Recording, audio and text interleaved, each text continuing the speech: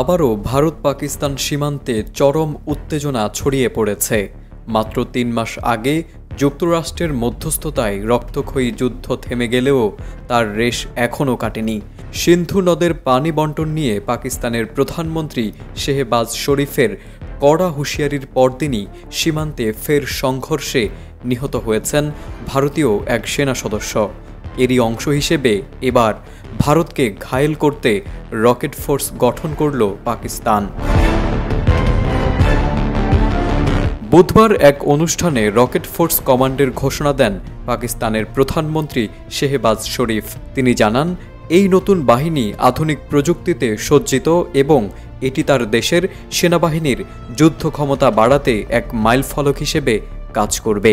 যদিও এই বাহিনীর কার্যক্রম কিংবা সক্ষমতা সম্পর্কে বিস্তারিত তথ্য তিনি প্রকাশ করেননি, তবে নিরাপত্তা বিশ্লেষকরা একে ভারতের বিরুদ্ধে একটি সরাসরি বার্তা হিসেবেই দেখছেন।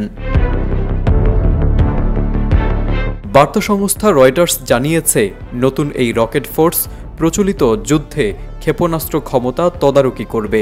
ধারণা করা হচ্ছে এটি মূলত ভারতের আধুনিক প্রতিরক্ষা কাঠামোর সঙ্গে তাল মিলিয়ে চলার কৌশলেরই অংশ। পাকিস্তানের এক জ্যেষ্ঠ নিরাপত্তা কর্মকর্তা রয়টার্সকে বলেন, এই বাহিনীর নিজস্ব কমান্ড থাকবে এবং এটি সরাসরি ভারতের জন্য প্রস্তুত করা হয়েছে। চলতি বছরের মে মাসে ভারত ও পাকিস্তানের মধ্যে গত কয়েক দশকের সবচেয়ে ভয়াবহ সামরিক সংঘর্ষ দেখা দেয়। কাশ্মীরে ২৬ জন বেসামরিক নাগরিক হত্যাকাণ্ডকে কেন্দ্র করে দুই দেশের মধ্যে শুরু হয় ক্ষেপণাস্ত্র, ড্রোন ও যুদ্ধবিমান ব্যবহার করে পাল্টাপাল্টি হামলা। সেই সংঘর্ষে দুই দেশের বহু সেনা হতাহত হন। অবশেষে মার্কিন প্রেসিডেন্ট ডোনাল্ড ট্রাম্পের হস্তক্ষেপে একটি যুদ্ধবিরতি কার্যকর হয়, যদিও ভারত এখনও সেই মধ্যস্থতার কথা স্বীকার করেনি। এই নতুন রকেট ফোর্স গঠনের ঘোষণার মধ্য দিয়ে স্পষ্ট হলো যে পাকিস্তান আর শুধু প্রতিরক্ষায় সীমাবদ্ধ থাকতে চাইছে না, বরং আক্রমণাত্মক সামরিক প্রস্তুতির দিকে এগোচ্ছে।